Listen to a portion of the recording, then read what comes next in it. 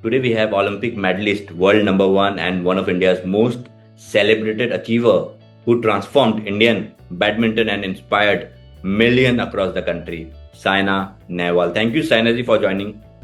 Thank you so much for having me. Thank you. Thank you. मेरे अंदर का एक स्मॉल टाउन जो लड़का है वो पूछना चाहता है ये सवाल आपसे। अभी मैं जी, बेसिकली असम से हूँ। असम में एक छोटी सी जगह है तिनसुकिया, वहां से बिलोंग करता हूँ। बट ऑफ कोर्स जी, काफी सालों से बॉम्बे में रहता हूँ, काम करता हूँ यहाँ पे। मैं बचपन से देखते आ रहा हूँ छोटे जो शहर के जो लड़कियां होती है उनको उतना सपोर्ट नहीं मिलता है, उनको उतना प्रमोट नहीं मिलता है। चाहे आप बोलो सोसाइटी नहीं करती है या फिर लोग आसपास में बोलने वाले लोग बहुत होते हैं। और अगर वो स्पोर्ट्स में जाना चाहती है तो उनको कभी भी वो किस्म का सपोर्ट नहीं मिला। अगर थोड़ा बहुत कोई कर भी ले तो उनको ये जरूर सुनने को मिलता है कि आप साइना नेहवाल नहीं बन सकते हो। इस पे आप क्या कहोगे? नहीं, ऐसी ऐसी बात तो मुझे लगता है नहीं है, क्योंकि हम हिसार से हैं।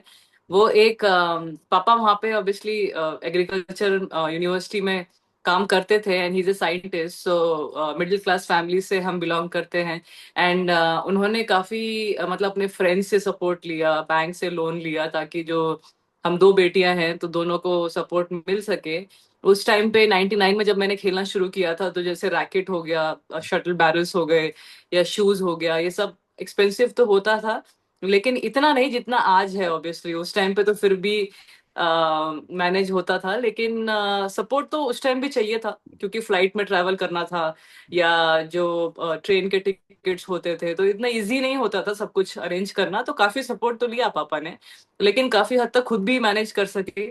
अब देखिए, स्मॉल टाउन्स और विलेजेस में दिक्कत ये होती है कि पैसे का बिल्कुल ही इशू हो जाता है। अब हम्म। ऐसा नहीं है कि आपको एकदम ही आप 10,000 का रैकेट ले सकेंगे, या 7,000 के शूज ले सकेंगे, अगर आपको अच्छे लेवल पे खेलना है। और आजकल के बच्चों का भी इंटरेस्ट ये हो गया है कि वो छोटे रैकेट से खेलना नहीं चाहते हैं, खेलना अच्छे चाहते रैकेट से खेलना चाहते हैं, जो सभी टॉप प्लेयर्स यूज करते हैं। क्योंकि ऐसा एटमोसफियर भी बन गया है जहाँ पे राइट साइड लेफ्ट साइड में आपको चैंपियंस दिख रहे हैं खेलने के लिए, एकेडमीज में, सब जगह पे।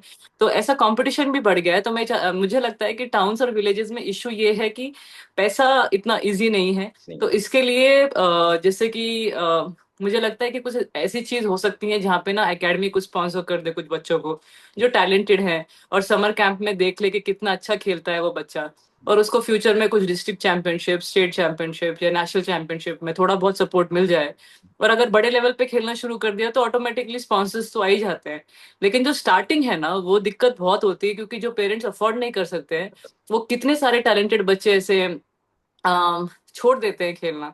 और उनकी उम्मीदें तो रहती है, और वहीं से बच्चे मिलेंगे आपको, क्योंकि उनके अंदर ही जोश और वो एक वो रहता है जुनून कि मुझे अच्छा करना है, कि मुझे मेरे पेरेंट्स के लिए अच्छा करना है। सिटीज में इतने बच्चे नहीं मिल पाते, नहीं। क्योंकि ऑलरेडी आई अंडरस्टैंड पेरेंट्स दोनों काम करते हैं, अच्छा कमाते हैं। तो बच्चों को भी वो ऐसा नीड नहीं रहती है कि मुझे कुछ ज्यादा ही पुश करना चाहिए अपने आप को। लेकिन टाउन्स और विलेजेस में I still feel money is a big problem. Otherwise हमारे पास बहुत टैलेंट है।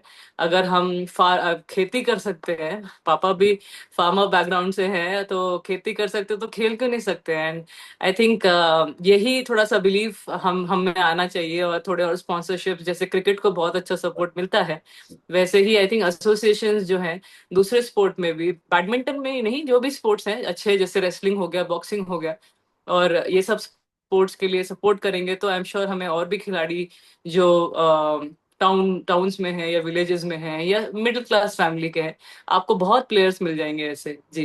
बट साइना जी, आपने जब शुरुआत किया था और अभी तक क्या डिफरेंस आपको देखने को मिला कि अभी थोड़ा इम्प्रूवमेंट आया है इन सब चीजों को लेकर? बैडमिंटन को ही ले लेते हैं, बहुत इम्प्रूवमेंट आया है मुझे लगता है।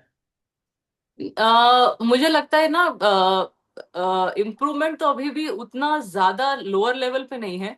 हाई हाई लेवल पे तो इट्स इम्प्रूव ड्रास्टिकली। अगर आप टॉप 25 में है, तो आपको जो गवर्नमेंट ऑफ इंडिया है, सब स्पोर्ट्स अथॉरिटी ऑफ इंडिया है, खेलो इंडिया है, कितने सारे टॉप स्कीम प्रोग्राम है, इतने सारे प्रोग्राम्स हैं जो आके आपको नेशनल चैंपियंस को सपोर्ट कर रहे हैं। ये अलग बात है कि जॉब्स आजकल कम मिल रहे हैं प्लेयर्स को, जो पहले मिलते थे आजकल जॉब्स कम हो गए, लेकिन ये दूसरे स्कीम्स हैं जो हेल्प कर रहे हैं। बट अनलेस आप टॉप 25 में हो या अच्छे लेवल पे परफॉर्म कर रहे हो, तो तभी आपको ये सब चीजों का फायदा मिल सकता है। And एक दो तीन फाउंडेशंस हैं जो अपकमिंग बच्चों को सपोर्ट कर रही है। लेकिन आपको स्टार्ट कैसे करोगे, टैलेंटेड बच्चा स्टार्ट कैसे करेगा और कॉन्फिडेंस कैसे लेके आएगा कि मुझे साल में चाहे वो नेशनल लेवल पे हो या इंटरनेशनल लेवल पे हो, एटलीस्ट 16-17 टूर्नामेंट्स तो खेलने पड़ते हैं ताकि आप एक रैंकिंग में रहे, ताकि आप ओलंपिक्स में सेलेक्ट हो जाएं या एशियन गेम्स में सेलेक्ट हो जाए या कॉमनवेल्थ गेम्स में सेलेक्ट हो जाए। तो ये सब दिक्कतें मुझे लगता है सिर्फ बैडमिंटन में नहीं, हर एक स्पोर्ट में आ रही हैं। और मुझे लगता था कि पहले एक बार लीग शुरू हुआ था बैडमिंटन में, तो काफी हद तक वो भी हेल्प कर देता कुछ बच्चों को जो जहाँ जिनको फंडिंग नहीं मिलती है और जो चाहते हैं कि हम आगे कुछ कर सके या बैडमिंटन को एक फुल टाइम जॉब की तरह देख सके। लेकिन आई थिंक कहीं ना कहीं वो अभी भी हमारे जो स्पोर्ट में है वो इशू चल रहा है। पहले एटलीस्ट जॉब्स मिल रही थी जो चैंपियंस, नेशनल चैंपियंस थे, बट अभी वो सब चीजें भी थोड़ी दिक्कत हो रही है। और सोचिए अगर प्लेयर ऐसे माइंडसेट से नेशनल लेवल या इंटरनेशनल लेवल खेलेगा कि मेरे पास जॉब नहीं है या मुझे वो सपोर्ट नहीं मिल रहा है, कहाँ तक मैं अपने पैसे लगा के खेलूंगा या खेलूंगी, तो बहुत ज्यादा प्रेशर में आप ऑलरेडी हो मैच जीतने हारने के, उसके ऊपर आपको होटल बुक करना है, फिर कोच को लेके जाना है, फिर फिजियो को लेके जाना है, फिर ट्रेनर को लेके जाना है, और ये भी आपको मेक श्योर करना है कि आप एक पर्टिकुलर रैंकिंग में रहे ताकि ओलंपिक्स में सेलेक्ट हो जाए। तो काफी मतलब प्रेशर सिचुएशन है, स्ट्रेस सिचुएशन है। और ओवर द इयर्स नेम बहुत आ रहा है because of social media, people are understanding कि स्पोर्ट क्या है। But still I think in terms of financial support और ये सब अभी भी बहुत इश्यूज चल रहे हैं दूसरे स्पोर्ट में। क्रिकेट कबड्डी में I think it's fantastic, leagues are going really well, I think associations are doing extremely well. दूसरे स्पोर्ट्स में भी ये सपोर्ट चाहिए। बट साइना जी, आपने जब शुरुआत किया था तब तो डाइटिशियन नहीं थे, फिजियो नहीं थे उस नहीं थे, वक्त। यस। और आपने जब आपका जर्नी वैसे वैसे ही स्टार्ट हुआ था, राइट? और उस टाइम जी आप आपके आपका और आप हरियाणा से हो। आप खाने के जी शौकीन होंगे क्योंकि हरियाणा के खाना बहुत स्वादिष्ट होते हैं। तो और आप जी रेस्टोरेंट भी चलाते हैं हैदराबाद में। तो जी। काफी चीजें होती है कि आपके दिमाग में चलता है कि यार डाइटिशियन नहीं था, बट उस टाइम आप अपने आप को फिट फिट रखने के लिए, क्योंकि फिट का कंसेप्ट इतना क्लियर नहीं हुआ था मुझे लगता है। नहीं हुआ था। और मुझे मतलब देखिए उतना ज्यादा न्यूज में नहीं रहता था कोई भी स्पोर्ट। मतलब पापा को तो पता था कि बैडमिंटन में क्या चल रहा है या दूसरे स्पोर्ट्स में क्या चल रहा है। हमें तो धनराज पिल्ले या कपिल देव या पीटी उषा इन सब के बारे में मालूम था, लेकिन ऐसे नहीं मालूम था जैसे अब आप जानते हो हर एक प्लेयर को। आप जैसे जान रहे हैं बैडमिंटन में 6-7 लोग हैं, फिर रेसलिंग में इतने सारे हैं, फिर शूटिंग में इतने सारे हैं, या पूरी क्रिकेट टीम या पूरी हॉकी टीम, सबके बारे में आपको नॉलेज है। उस टाइम पे 2-3 प्लेयर थे जो अच्छा कर रहे थे। तो मुझे लगता है ना ये जब मैंने स्टार्ट किया it was obviously for fun, क्योंकि मुझे स्पोर्ट्स बहुत पसंद था। हाँ, हिसार से मैं हैदराबाद शिफ्ट हुई, पापा का प्रमोशन हुआ, तो मैंने कहा कि मेरे फ्रेंड्स तो पूरे पूरे पीछे छूट गए, तो मुझे कोई स्पोर्ट खेलना है स्कूल के बाद। तो मैंने पहले कराटे किया 1 साल, एंड मैं ब्राउन बेल्ट भी हूँ कराटे में। तो मुझे लग रहा था कि ये बहुत डिफिकल्ट हो रहा है एक 8 साल के बच्चे के लिए, तो कोई ऐसा स्पोर्ट हो जो थोड़ा बहुत जहाँ पे पिटाई इतनी खाने को ना मिले। Although I was liking it, मुझे उसने बहुत मेंटली स्ट्रांग किया। लेकिन मुझे लगा कि कुछ और स्पोर्ट, और 8 साल के बच्चे के दिमाग में क्या आएगा, ये खेलो फिर अगले दिन वो खेलो। तो लेकिन स्पोर्ट ही पसंद थी, I used to love sports. And थोड़ा बहुत मेरे पेरेंट्स हिसार में बैडमिंटन खेलते थे, तो उनको देख के मैंने काफी हद तक बहुत कुछ सीखा है बैडमिंटन में। और एक दिन मुझे समर कैंप के लिए ले गए पापा, एंड मुझे लगा कि कोच मना कर देगा, क्योंकि मुझे बैडमिंटन से थोड़ा सा नफरत होती थी, पेरेंट्स खेलते थे तो मुझे लगा कोई और स्पोर्ट में जाऊंगी। लेकिन कोच वॉज वेरी, पता नहीं उनको लगा कि साइना में कुछ है, उन्होंने बोला ठीक है हम देखते हैं साइना कैसा खेलती है। और पहला शॉट ही जो मैंने खेला वो स्मैश था। तो आई थिंक हरियाणा और ये जो नॉर्थ के जो लोग हैं थोड़े स्ट्रांग तो रहते ही हैं। मुझे लगता है कहीं ना कहीं वो पावर रहता है, वो खाने से है या जो भी देसी खाना खाते हैं हम लोग। और थोड़ा सा हमारे अंदर वो मे बी वो एक एटीट्यूड होता है, देख लेंगे जो होगा, आगे जो आएगा देख लेंगे। हार या जीत का ज्यादा सोचती नहीं थी मैं एक चीज दिमाग में रहता था कि 100% देना है और 100% खेलना है। एंड आई नेवर थॉट कि ये फ्यूचर में क्या करेगा मेरे साथ स्पोर्ट, क्या मैं प्रोफेशनल प्लेयर बनूंगी। लेकिन आप बिलीव नहीं करेंगे, जब मैं समर कैंप में ही थी, मम्मी ने ऑलरेडी सोच लिया था कि मुझे मेरी बेटी को ओलंपिक चैंपियन बनाना है। इमेजिन, एक हाउसवाइफ ने इतना बड़ा ड्रीम ऑलरेडी सोच लिया। और मुझे लगता था, मैं हंसती थी मुंह पे, क्योंकि उस टाइम तक समझने आने आने लग गया कि चाइना, कोरिया, ये सब बहुत डिफिकल्ट हैं और इनको हराना बहुत मुश्किल होता है। लेकिन कोई सोच रहा है मेरे लिए कि मैं इतना बड़ा कुछ कर सकती हूँ। और धीरे धीरे वो ट्रेनिंग मुझे अच्छी लगने लगी। धीरे धीरे 6 घंटे, 7 घंटे, 8 घंटे, 10 घंटे तक भी ट्रेनिंग करने लगी। लेकिन मुझे कुछ आइडिया नहीं था कि एक प्रोफेशनल प्लेयर बनने के लिए आपको फिजियो, डाइटिशियन, मेंटल ट्रेनिंग, या एक coach, one on one coach चाहिए होता है जब आप थोड़े अच्छे लेवल पे खेलते हो। कुछ आइडिया नहीं था। 10 साल मैंने 9 साल की उम्र में खेलना शुरू किया था, और 19 में मुझे पता चला कि फिजियो क्या होता है। बाई देन मैं ओलंपिक्स भी खेल चुकी थी, वर्ल्ड जूनियर चैंपियन भी बन गई थी, मैं फिलीपींस ओपन भी जीत गई थी, कॉमनवेल्थ गेम्स में हमें फर्स्ट ब्रॉन्ज मेडल भी आ गया था, और मैं टॉप 30-40 में भी आ गई थी शायद वर्ल्ड के। तो आई थिंक ये सब चीजें, एक चीज में मुझे बेनिफिट इसलिए हुआ क्योंकि शायद मैंने कभी सोचा नहीं उस बारे में, और अपनी टोटल स्ट्रेंथ पे डिपेंड करके मैंने इतने सारे टूर्नामेंट्स खेले। और कोच भी आ नहीं सकते थे, गोपी सर एक ही कोच है तीस हम्म। 40 प्लेयर के लिए। तो काफी टूर्नामेंट्स मुझे अकेले भी खेलना पड़ा at the age of 15, 16, 17, I mean mummy भी जाती थी ट्रैवलिंग आपके साथ? अब्रॉड। मम्मी भी जाती थी आपके साथ नहीं, बहुत सारे टूर्नामेंट में? एब्रॉड, अब्रॉड नहीं वो जाती थी? नेशनल्स में। ओके। एब्रॉड नहीं जाती थी, ना मम्मी ना पापा। तो एब्रॉड 15, 16, 17 साल की उम्र में मैं अकेले खेलने जाती थी टूर्नामेंट्स। तो इमेजिन, मैंने वो टाइम पे अगर मुझे पता होता, जैसे अब पता है कि एक कोच लगता है एक अच्छे प्लेयर बनाने के लिए, या एक फिजियो लगता है अच्छा बॉडी कंडीशनिंग करने के लिए, एक ट्रेनर लगता है कि आपको कितना अच्छा ट्रेनिंग देना है, या एक डाइटिशियन कितना अच्छा खाना खाना है ताकि आप फिट रहे, हमेशा इन्फ्लेमेशन बॉडी में कम रहे, बॉडी परसेंटेज हमेशा करेक्ट रहे। और एक मेंटल ट्रेनिंग बहुत जरूरी होती है। अगर वो बचपन से साथ ये सब चीजें होती तो शायद कुछ रिजल्ट जो मुझे 18, 19 में आए वो शायद 14, 15 में भी आ जाते। एंड इट्स ऑल शायद, बट जो मेरे अंदर टैलेंट था वो ऑलरेडी, जब मुझे समर कैंप में ही मेरी मम्मी ने, मेरे कोच ने मुझे ओलंपिक चैंपियन, वर्ल्ड चैंपियन था कि मैं कुछ कर सकती थी। और एक इच्छा हमेशा रहती थी कि मैं पुश करूंगी अपने आप को, और जितनी भी ट्रेनिंग है मुझे संतुष्टि नहीं मिलती थी। मैं 10 घंटे, 11 घंटे, मतलब जितना भी मुझे आप करवाओ, मतलब दौड़ने को बोलो, ट्रेनिंग करने को बोलो, एक्सरसाइज करने को बोलो, मुझे बहुत अच्छा लगता था। तो आई थिंक ये एक चीज मैटर करता है कि जो चीज आप करो करो। उसे, वो आपको पसंद होनी चाहिए। पसंद तो होना। मुझे पसंद थी वो चीज। लेकिन अगर ये चीजें जैसे अब आपको एकेडमी में जाते ही, अगर आप समर कैंप में भी हैं तो आपको फिजियो मिल जा रहा है, आपको सपोर्ट मिल जा रही है, आप अपनी बॉडी चेक करवा सकते हो कि कौन सा पार्ट आपको और स्ट्रांग करना है, और कैसे आपको वो स्पोर्ट में हेल्प करेगा। बट उस टाइम पे ये सब नहीं था। तो आप लगा सकते हैं कि जस्ट एक नॉर्थ इंडियन बॉडी, हरियाणा की बॉडी ने मुझे 10 साल सपोर्ट किया। सपोर्ट किया। एंड वो जीन्स, आई थिंक थोड़े पेरेंट्स स्ट्रांग थे तो या। शायद काफी हद तक उसकी वजह से मुझे खेलने के लिए कंफर्टेबल था। लेकिन समझ में आने लगा कि पेन्स भी होते हैं। बट जी। साइना जी, मेरे को जानना है कि आजकल के जो बच्चे हैं वो फेलियर को ना डील नहीं कर पाते हैं, फेलियर से। मैं नहीं जितना कर। लोगों से मिलता हूँ, जितना लोगों से बातें करता हूँ, कॉलेजेस जाता हूँ, वो लोग फेलियर्स को समझते ही नहीं है। उन लोग को लगता है कि नहीं। Failure is the end of the story. वो फेलियर को डील कैसे करे? अम, देखिए, एक सबसे बड़ा प्रॉब्लम आज आज है फोन और नॉलेज। जो ये नॉलेज हमें आज है, पहली बात तो इतना सारा कंपटीशन है इसमें, ऑल्दो इट्स वेरी एडिक्टिव। मैं भी काफी हद तक, क्योंकि अब तो खेलना छोड़ दिया है मैंने, तो एक बार लग जाता है तो इंसान उसको देखते ही रहता है, वो तो होता है। लेकिन मुझे लगता है ना, अगर आपको कोई सपना है, आप यंग हैं, कुछ अच्छा करना चाहते हैं लाइफ में, 15, 16 साल तक तो मुझे लगता है ये फोन तो साइड में रख देना ही चाहिए ना, उनको सोशल मीडिया ना कुछ देखना चाहिए।